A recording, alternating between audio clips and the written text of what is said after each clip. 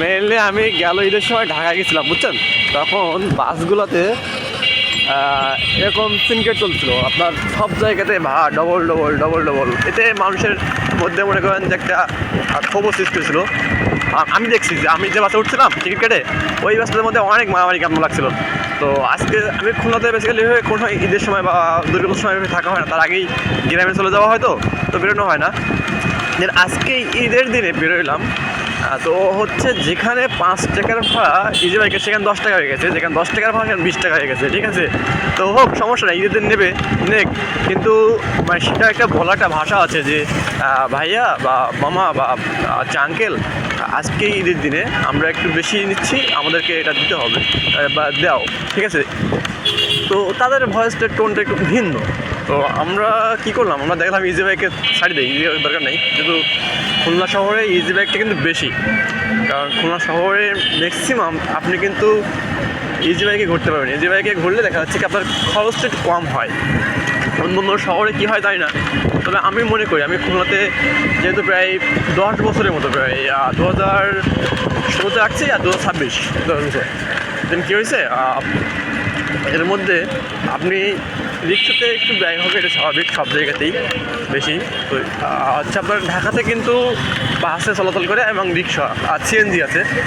খুলনাতে বেসিক্যালি হচ্ছে আপনার ইজি বাইকটা ভিতরে, আর অন্য অন্য সিএনজি আছে অন্য রুটে।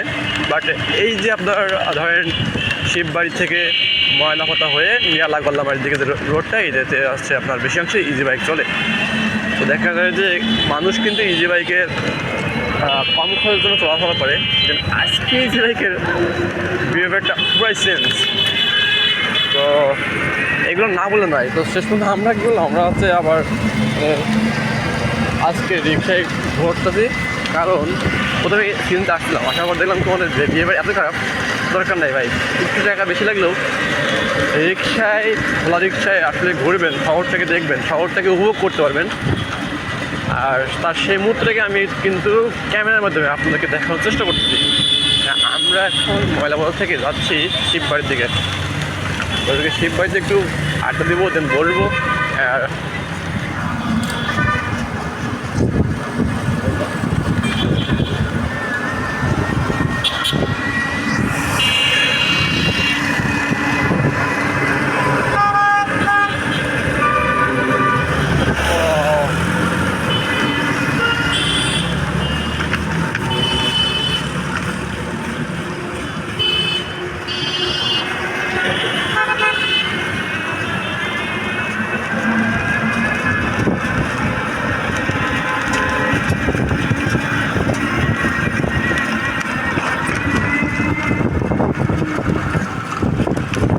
আমরা কিন্তু চলে আসছি খুলনার প্রাণকেন্দ্র শিববাড়ি, খুলনা প্রাণকেন্দ্র হিসেবে খ্যাত।